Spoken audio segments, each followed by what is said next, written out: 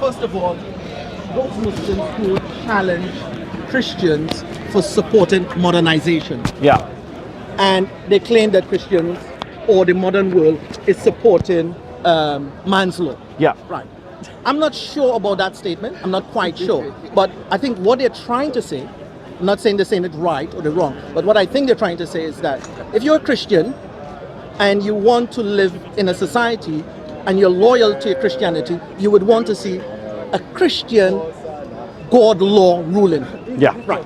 And then you see a global world now moving into a godless society. Yeah. So it's where we are moving to more towards a godless society. And I'm sure you would appreciate some of that being the case. So the question is, there's an expectation that if I'm a Muslim, I would want to see some Islamic rules, laws, and belief prevailing. Yes. If you're a Christian, you would want to see a Christian society where laws are made and shaping the society based on Christian virtues and values. Yeah. That's a kind of expectation. Okay, so Right. That's one. But I also want to say, to my understanding of fiqh, the word fiqh really means to understand. And I don't see the books of fiqh as an attempt to make man-made laws to replace God laws.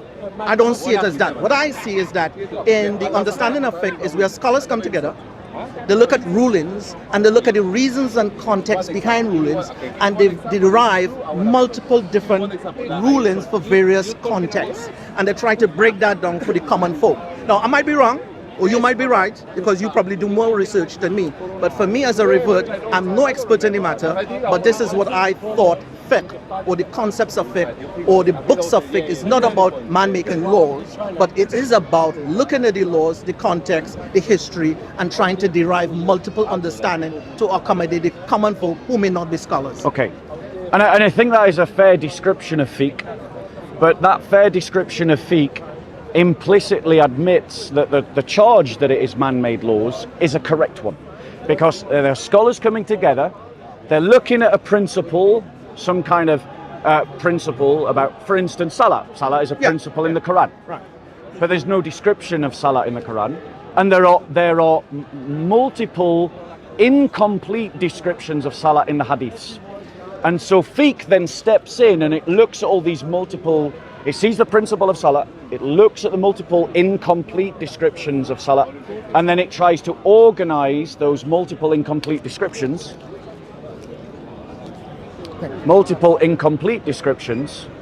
and then try to organize them into a ruling about how to do salah. And then you get different schools about how you do salah, what kind of things are accepted, and you end up in the madhabs with some things being permissible in one school but not permissible in another school, right? Now that shows to me that it is man-made law. Now my point, now you raised 2 points. What we talked about, what we think fiqh is, but then you also said, well, this idea that we want to see a society run by Christian or Islamic principles. And on that, we're in the same page. Yes, if you're loyal to your beliefs. Exactly. Right. As a Christian, I'm not in favor of the liberal progressive worldview. I'm not, do you want more? Thank you. I'm not in favor of a liberal progressive worldview. I am in favor of a new Christendom. I argue for it in this park. Right. I advocate for it. I advocate for a Christian theocracy. And in our understanding of Christian theocracy, we are honest about the fact that human beings make laws. It's called secular law. And what I guess I'm saying is that Muslims are kind of tricking themselves into thinking that fiqh is divine law. It's not. Sharia law is not divine law. Sharia law is working maybe from divine principles or divine values given in the Quran, but it's not divine law, it's man-made law. So in other words, you also have ended up with a kind of man-made law, basically. And it's not a divine law. I'll give you one example and then I'll land and you can reply. Yeah. So in one of the legal schools, it's something like you can't eat crabfish or lobster, and you like. Hanafi. It's in the Hanafi school, and in the other 3 schools you can. But they're working from the same book, the same verse, the same passage, but they've come by different principles of fiqh to different contradictory conclusions, right? And to me, if a law is from God, if you're claiming that a law is from God, it can't be man-made. And yet fiqh clearly is man-made law. It's no better than Western secular law. It's not different to Western secular law. So that's the point I'm making. Well, I think the Muslims who make some kind of statement against man-made law, I am with this statement and against it. So I don't think it's an accurate or correct statement. Islam is against man-made law. I don't really take that. I don't follow that view. Yeah. So it doesn't really apply to me. So I believe it's okay to make man-made laws as long as the man-made law does not contradict the laws of God. Yes. Right.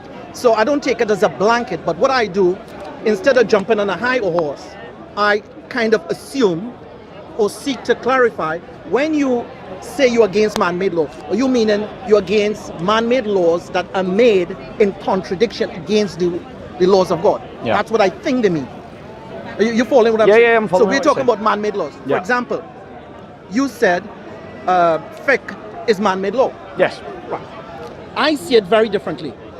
The fiqh is on developing understandings based on the laws of God. So the foundational guide would be based on the laws of God. Yeah. And you try to understand that and contextualize that. For example, an ambulance will drive past. If we have rules among us, you're living in England, I'm living in England, you're in London, I'm in London.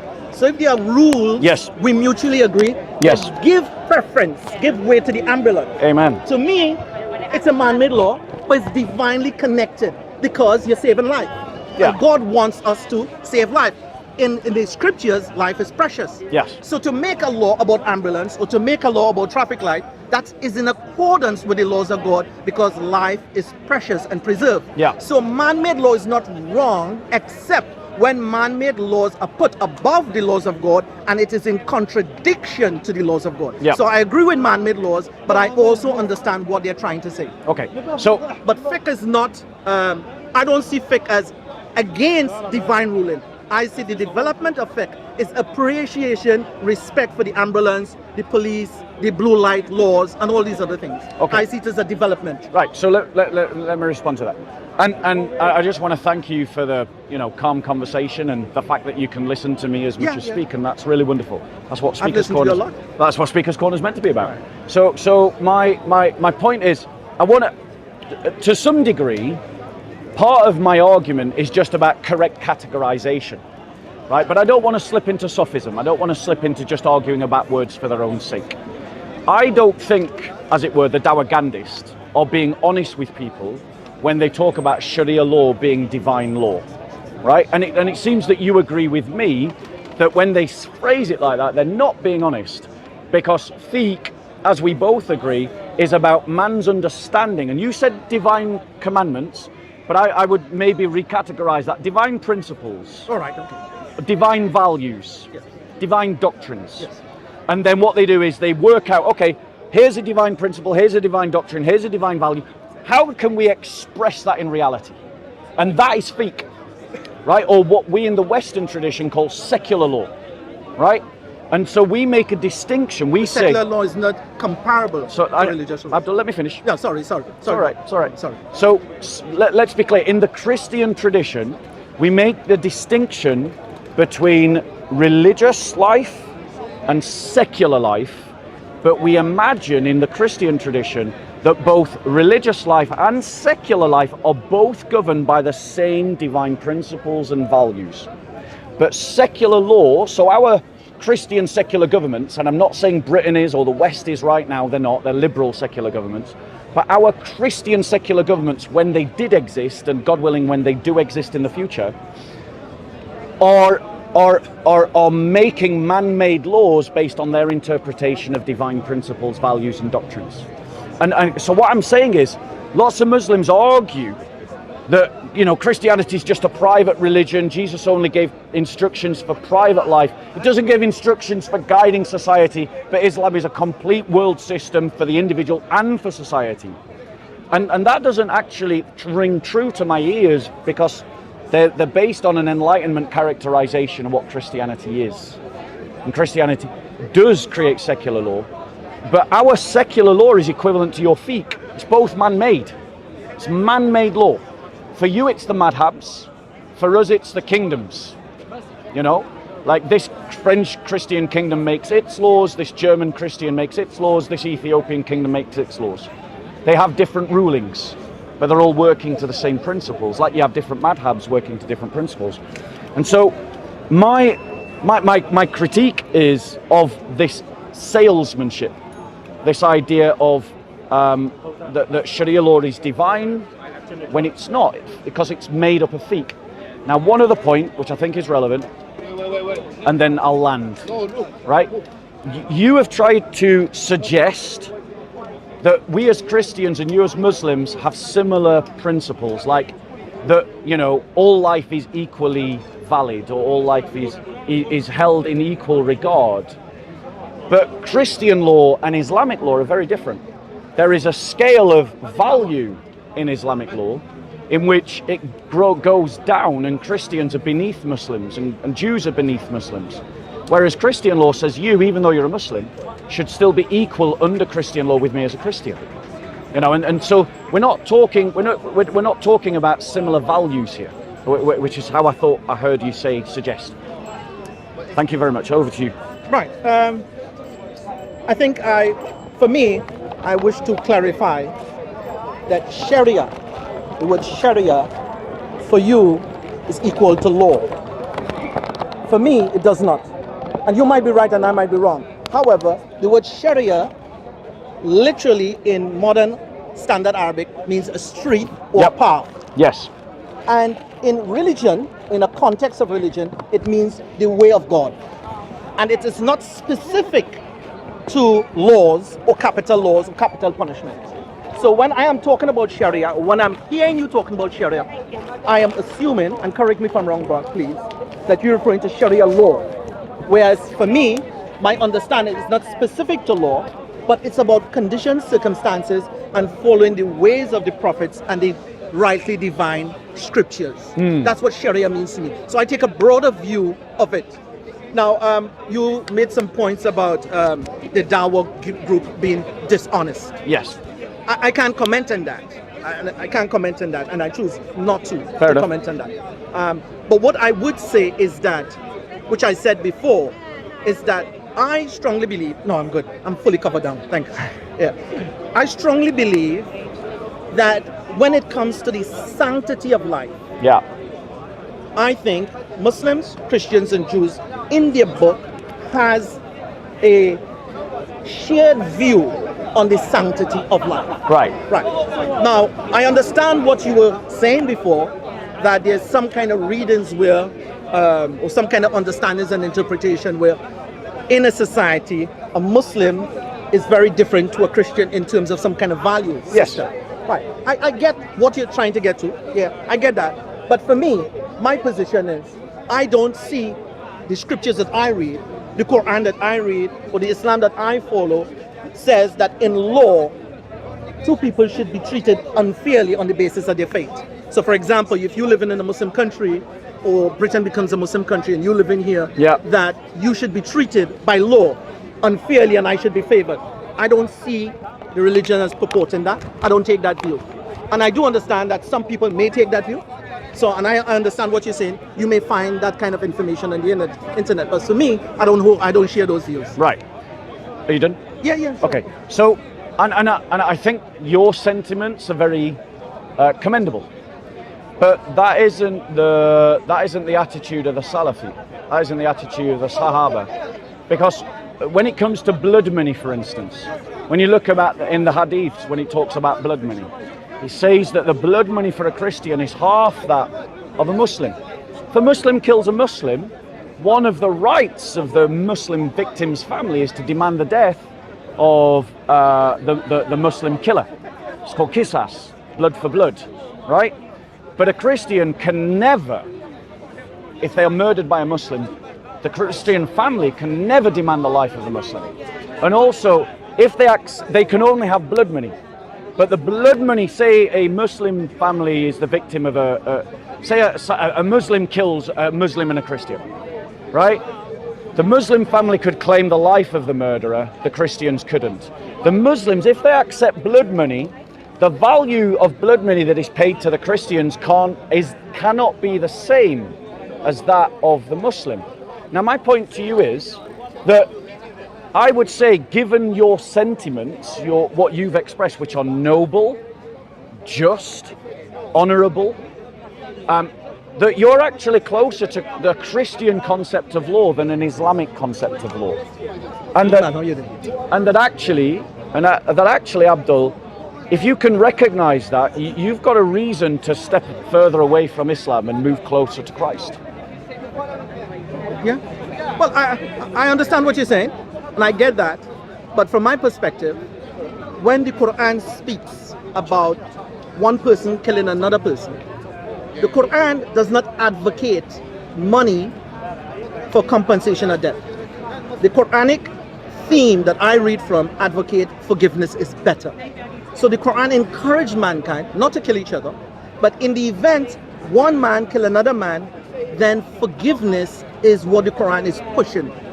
So that's the spirit of it. Now, in a case where we cannot acquire that, then some sort of compensation has to be adjudicated. Now, I don't want to go deep into this because I'm no expert in the matter. As a matter of fact, you may do more research in this matter than me. So I'm quite happy to listen to what you're saying. And I could possibly go back and do a little research and reading. But from what I have known, what I read, the spirit of the Quran is to avoid bloodshed.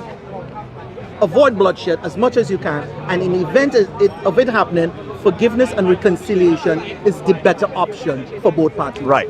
So, again, very noble sentiments, very honourable sentiments, things that I laud you for, things that I applaud you for. But I think it's fair to say that maybe I have studied this more than you, right? Because, and I wanted to ask you a very direct question. It's Abdullah, right? Yes. A very direct question, Abdullah. Do you agree that a law that creates discrepancies of the equality of the value of the human person, as in saying that black people are not equal to white people, or that Christians are not equal to Muslims, that such a legal system should be rejected by every good conscionable person? Should we reject those kind of legal frameworks? Sort of. Sort of. Meaning to say, the whole concept of equality, I'm not with it. Neither am I from a liberal perspective. But from what you're saying, the discrimination, the superiority thing, obviously I'm not with that. Brilliant. So I'm with you on that. Good. But at the same time, I'm not trying to suggest that everything is equal and all of us is equal. We're not equal. I we agree. have never been equal. We have never been treated equally. That's a fact of life. No, I agree. But I understand what you're saying. From what you said, I agree with that. Right. Yes. So, I would point out to you, Abdullah, and you can please go away and research this. Yeah, of course. In all the four main madhabs, all of them uphold religious apartheid. Now, I gave you an example. Religious apartheid. A religious apartheid, yes. Where Christians are second-class citizens to Muslims. Now, I gave you an example from Qisas and blood money, right? That was the first example. But another example of the same is, and maybe this one is one that you're actually familiar with, is that as a Muslim in the Sharia law, you can marry a non-Muslim Christian or Jew, right? As a wife. You can have them as one of your wives. But a woman, a Muslim woman, even if she's in love with a Christian man, can't marry a Christian man. Now, that's discriminatory in two senses. It discriminates against the woman because it means that the woman doesn't have equal rights to the man. And it discriminates against the Christian because a Christian man can't have the equal rights to a Muslim man. We can't do the same action in reverse direction. Now, that's an example that you're more familiar with, I'm sure.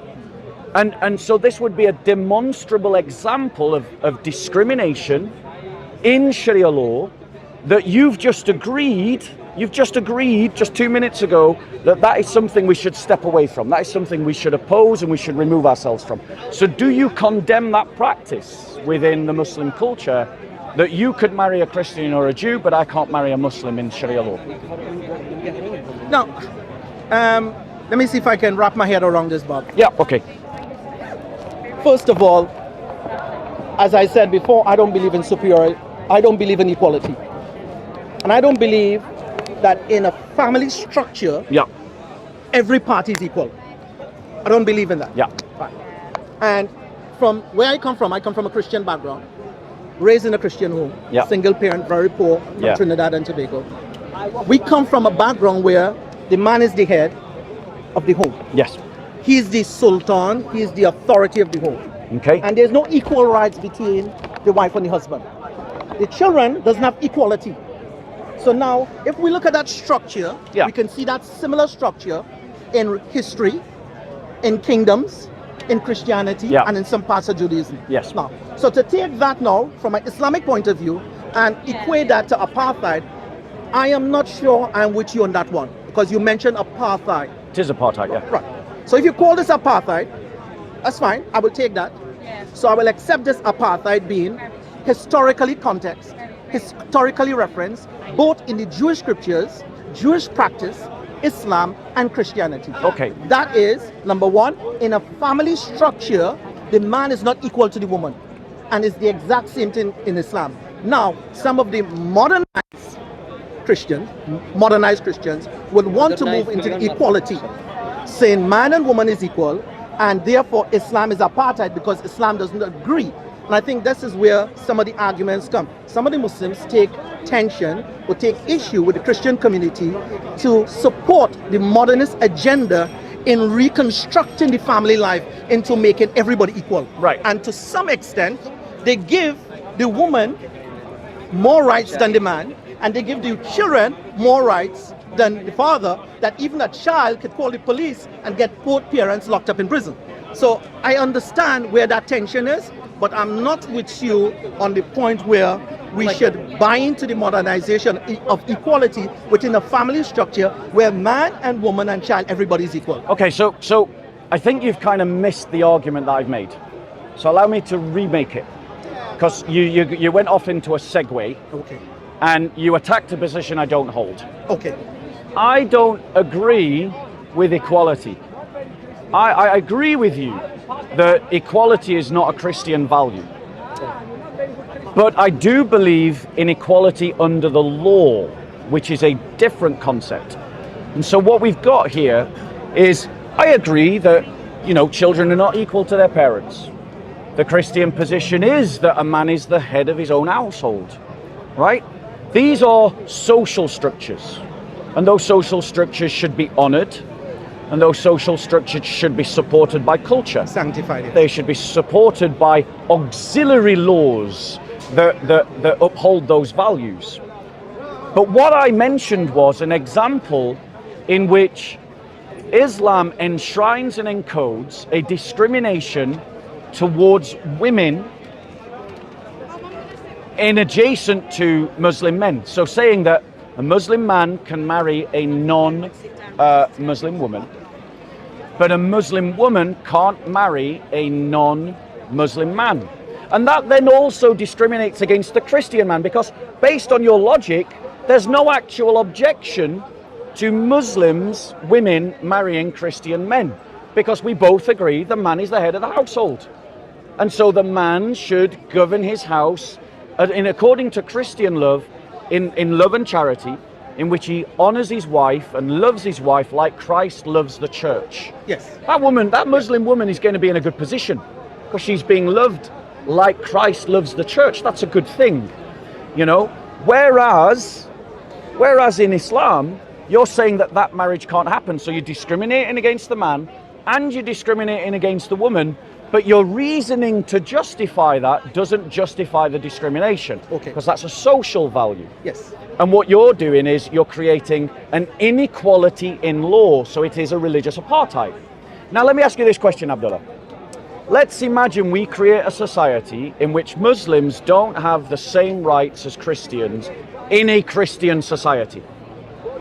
Would you object to that? If Muslims, for instance, let's say that if someone converts to Islam, we should kill them. That we shut down mosques where, or we forbid the building of mosques or forbid the repairing of mosques. Or we said, for instance, that Muslim men can't marry Christian women, but Christian men can marry Muslim women, and we support that in law. Or we said that Muslims can't do dawah on the street. Be honest with me now, Abdullah. Would you call that Islamophobic? Would you say that that's discrimination? Would you say that that's unjust? Can I reply to the first point you make and then get to that second point? Of course you can. Yeah. That's what I've been doing. So you said, which is very crystal clear, discrimination and apartheid. Those are two very powerful words. Correct. And what you're saying, the mere fact that a Muslim man is allowed to marry a Christian woman, but a Christian woman is not allowed to marry a Muslim man. Sorry, a Christian man can't marry a Muslim woman. Right, a Christian man cannot marry a Muslim woman. And for you, that's apartheid.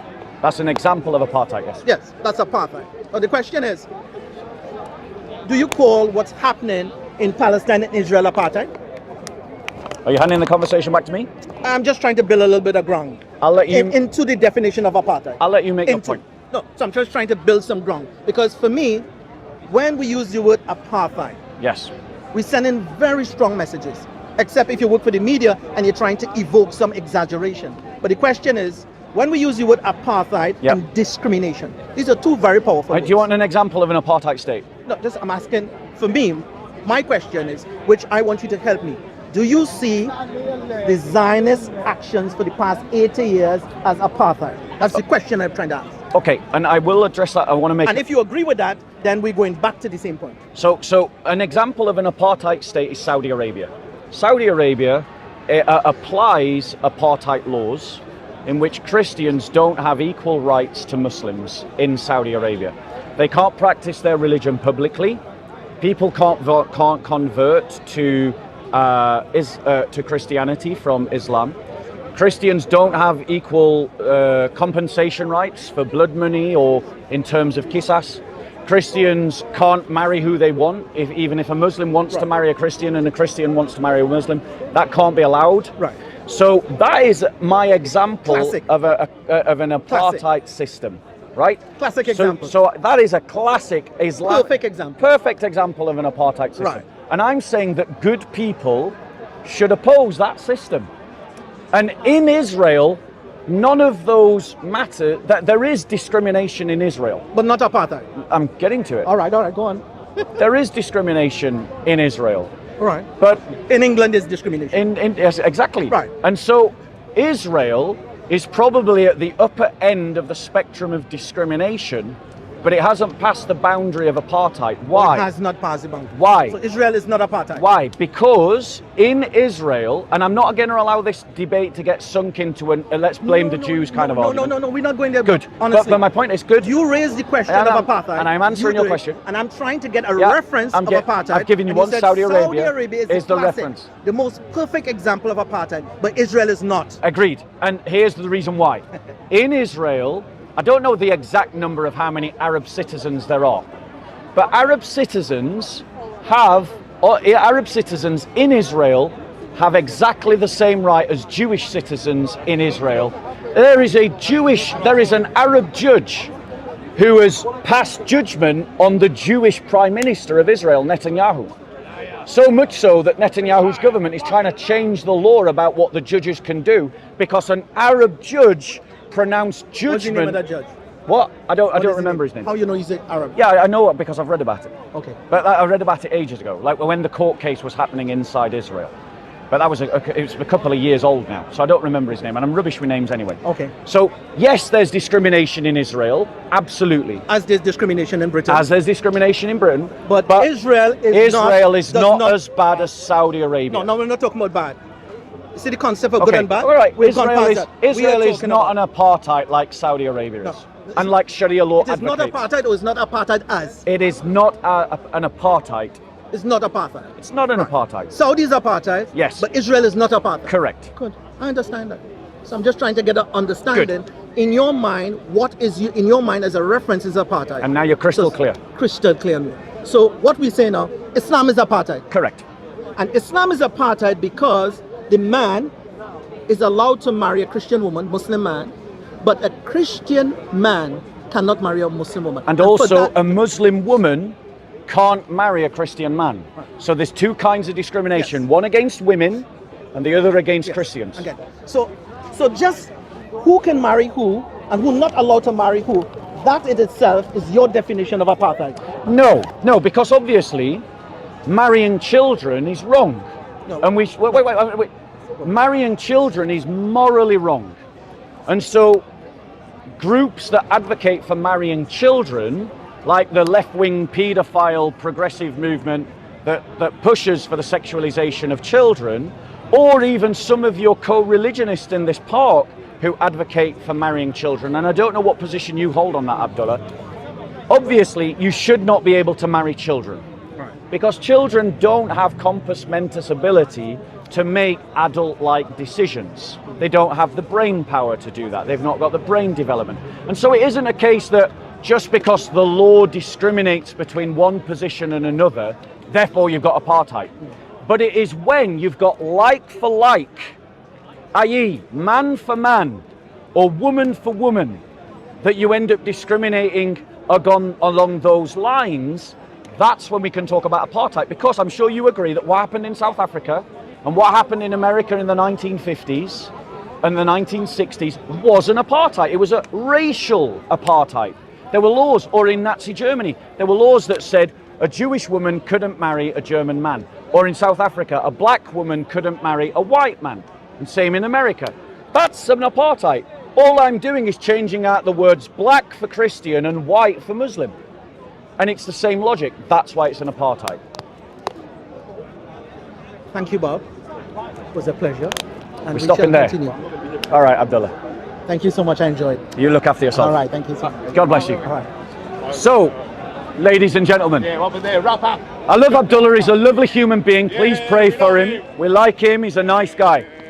But what you just saw is Abdullah was silenced. Abdullah was silenced because he knows what I said was correct. He knows that my argument is sound. And he therefore knows in his heart, Abdullah, can I give you a gift, bro? Yeah, let me give you a gift. Now, I'm sure you've got a Bible, right? So I don't need to give you a Bible. Comment section, family. Online as well. We have the app. Do you have a Bible, bro? You don't have a Bible? All right, let me give you an analog Bible. The site is not good, so I use a big print. We don't use a big Okay, I get that. Fair enough. Let me give you a different gift. Yeah, I'm just wondering if I've got a big print, and the answer to that question is probably not. So let me give you something else instead. Bear with us 1 second. And I just want to give it, Abdullah, just to show that, you know, whatever I say, it's not said in hatred, it's said in love. And we love Muslims. We do love Muslims. Yeah. You know what Islam stands for me? What? It stands for I sincerely Islam love all Muslims. Yeah. Right, you look after yourself. That was great. So that's what Islam stands for me. I sincerely love all Muslims. So what you just saw, ladies and gentlemen, is Abdullah was completely silenced by my argument. Okay. Completely shut down the discussion. Why? Because he knows that he can't defend the principle of an Islamic apartheid. And I suspect one of the reasons why Abdullah became a Muslim is because he is angry, rightly, at all the crimes white Europeans have committed against black folk. But he got bounced into Islam on a lie, that Islam is about justice. And he saw today that Islam is not about justice. And in that, brothers and sisters, you see that we as Christians have just cause to push back against Islamization, to push back against Islam and Sharia law. And you can also see that the Dawagandists, the one who are advocating for Islam, can't defend the principles of their religion. And you just saw that here today. And this end talk is going to get edited out of every Muslim channel. So when you hear this talk, look at all the Muslim cameras. This end talk won't appear on any of the Muslim channels, because the only way that they can defend Islam is through lying about it. Taqiyya. And we have demonstrated, ladies and gentlemen, in this debate, that Christians have a better form of law. We have a better understanding of law, and we have better values on which to build law, and better doctrines on which to build law. And we saw that in comparison, and Abdullah walked away because he didn't have an answer. Wasn't shouting at him, I wasn't interrupting him. I beat him purely on the argument itself, because he knew that the next thing that was coming, we love you, Sam, but he's taking the camera away. There you go. There you go. Look, it's turning them all off. There we go. There you go. Yeah, exactly. They beat and they run. That's what we've done in this park. We've got all the Dawagandis running. They're beaten. We love you, Sam, and we hope you get your phone back. Yeah, we do.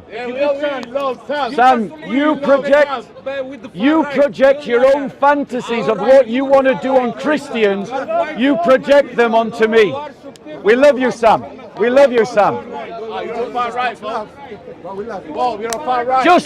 Just imagine the irony, ladies and gentlemen, of the irony of Sam condemning me because he thinks that I'm a supremacist, when he supports Islamic supremacism. He supports the idea of turning me into a second-class citizen. What is the irony of that? So, but I want to point out, brothers and sisters, that as Christians, we don't believe in liberal law. We're not a liberal movement. We're a Christian movement. Yes, we believe in secular law, but we imagine secular law to be entirely Christian from bottom up. I'll take questions in a moment, sir. It embodies Christian values and Christian doctrines in secular law, ladies and gentlemen. And Abdullah was right. As Christians, we shouldn't be supporters of modernity. We shouldn't be supporters of secular liberal values. We should be supporters of Christian values and Christian doctrines and how those make the law. Any questions? Can I go off a slight tangent? Yeah, slightly. As an atheist, will you talk to me? Yeah, I've had Christians that they refuse to talk to me. I have very basic question. Do you believe the Jews are the chosen of God? Okay. Repeat the question, Bob. Yep. So the question is,